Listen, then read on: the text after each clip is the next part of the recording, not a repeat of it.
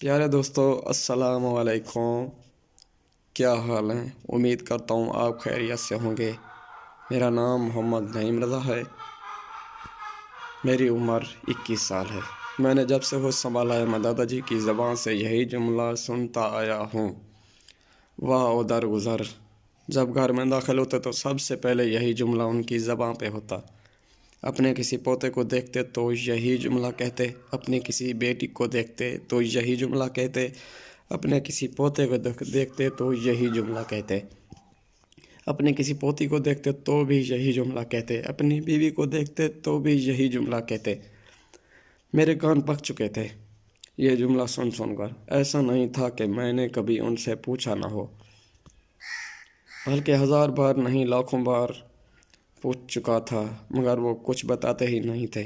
مگر آج میں نے فیصلہ کر لیا تھا کہ جو بھی ہو جائے میں آج اس کے پیچھے کی کہانی سن کر رہوں گا۔ رات کو جب دادا جی گھر آئے اور انہوں نے آ کر وہ یہ جملہ بولا اور اپنے کمرے میں چلے گئے۔ میں ان کے پیچھے پیچھے ان کے کمرے میں چلا گیا اور بولا، دادا جی آج میں ہر حال میں آپ سے اس جملے کی کہانی سن کر رہوں گا، چاہے کچھ بھی ہو جائے۔ آج جو مرضی کر لیں، آج آپ کو بتانا ہی ہوگا۔ میں دادا جی کے پاؤں دبانے لگ گیا اور کہا، اس وقت تک نہیں چھوڑوں گا جب تک آپ اس کی کہانی مجھے نہ سنا دیں۔ وہ بولے، ٹھیک ہے، ایک شرط ہے کہ تم وعدہ کرو میری اور تمہاری دادی کی زندگی میں ایسے واقعے کو کسی کو نہیں بتاؤ گے۔ میں نے فوری وعدہ کر لیا تھا۔ وہ بولے، تو پھر سنو، جب میری شادی تمہاری دادی سے ہوئی تو میں تمہاری دادی کو بالکل پسند نہیں تھا، مگر مجھے اس بات کا اندازہ نہیں تھا کہ میں تمہاری دادی کو پسند نہیں ہوں۔ پہلی دفعہ جب اپنے سسرال گیا اور واپس آنے لگا تو تمہاری دادی نے میرے ساتھ آنے سے انکار کر دیا اور اپنے ماں باپ سے بولی، مجھے اس شخص کے ساتھ نہیں رہنا۔ وہ بھی پریشان ہو گئے کہ ابھی شادی کو ہفتہ ہوا ہے اور یہ لڑکی کیسی باتیں کر رہی ہے۔ انہوں نے بڑی مشکل سے منا کر تمہاری دادی کو میرے ساتھ روانہ کیا۔ اس وقت سفر پیدل یا پھر جانوروں پہ ہوتے تھے۔ ہم دونوں بھی پیدل آ رہے تھے کہ راستے میں ایک کنواں آیا۔ مجھے پیاس لگی تھی۔ میں بولا، رکو، میں پانی نکال کر لاتا ہوں، خود بھی پیتا ہوں اور تمہیں بھی پلاتا ہوں۔ جو ہی میں پانی نکالنے کے لیے جھکا، تمہاری دادی نے پیچھے سے مجھے کنویں میں دھکا دے دیا اور خود واپس گھر چلی گئی۔ میں تیرنا جانتا تھا، اس لیے ڈوبنے سے بچ گیا۔ کافی دیر بعد کوئی اور قافلہ وہاں پہنچا۔ انہوں نے پانی نکالنے کے لیے ڈول کنویں میں لٹکایا تو میں ڈول پکڑ کر کنویں سے باہر آ گیا اور دوبارہ اپنے سسرال پہنچ گیا۔ تمہاری دادی مجھے دیکھ کر بہت زیادہ ڈر گئی تھی کہ اب میں تماشا کروں گا اور پورا گاؤں اکٹھا کروں گا اور ان لوگوں کی عزت خوب اچھالوں گا۔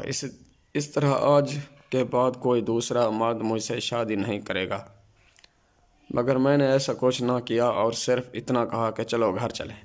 پتہ نہیں تمہاری دادی جا کر ان کو کیا کہانی سنائی تھی، مگر میں نے کوئی ایسی بات نہ کی۔ تمہاری دادی نے فوراً کپڑے اتار دیا اور میرے ساتھ چل پڑی۔ میں نے دل سے اسے معاف کر دیا تھا۔ وہ دن اور آج کا دن تمہاری دادی مجھ سے سچا پیار کرنے لگی اور اس نے مجھے یہ جان تک وارنے کی قسم اٹھائی۔ وہ کہتی تھی، تم اصلی مرد ہو، میں نے تم جیسا مرد نہیں دیکھا جس میں اتنی برداشت ہو اور اتنا درگزر کرنے والا ہوں۔ مجھے معاف کر دینا، میں تمہیں سمجھ نہ سکی۔ میں نے ساری زندگی سے اس واقعے کے بارے میں کبھی بات نہ کی، نہ کبھی اسے طعنہ دیا اور نہ کبھی ٹوکا۔ وہ دن اور آج کا دن تمہاری دادی نے مجھے شہزادہ بنا کر رکھا اور سارے زندگی کبھی مجھ سے جھگڑا نہ کیا، نہ کبھی میری کوئی بات ماننے سے انکار کیا۔ اور پھر اللہ نے مجھے 4 بیٹے 3 بیٹیاں دی، اور اب ان کے بھی بچے، میرا گھر بھرا پڑا ہے۔ ایک بار درگزر کرنے سے کتنا بڑا انعام دیا میرے اللہ نے مجھے، اس لیے میں اللہ کا شکر ادا کرنے کے لیے ہر روز کہتا ہوں واہ درگزر۔ جب انسان کسی بھی بہت بڑی غلطی معاف کر دیتا ہے تو اللہ تعالیٰ اس کے اجر بھی بہت بڑا عطا کرتا ہے۔ بیٹا میری تمہیں نصیحت یہ ہے، لوگوں کو درگزر کرنا سیکھو، ان کی غلطیوں کو معاف کرنا سیکھو۔ اللہ تعالیٰ تمہارے گناہ سے درگزر کرے گا اور تمہاری غلطیوں کو معاف کر دے گا، اور تمہاری زندگی رنگوں سے بھر دے گا۔ پھر تمہاری زبان پہ ہر وقت اللہ کا شکر ہوگا۔ پیارے دوستو، تو لائک اور کمنٹ کر کے بتائیں کہ ہماری ویڈیو آپ کو کیسی لگی۔ بس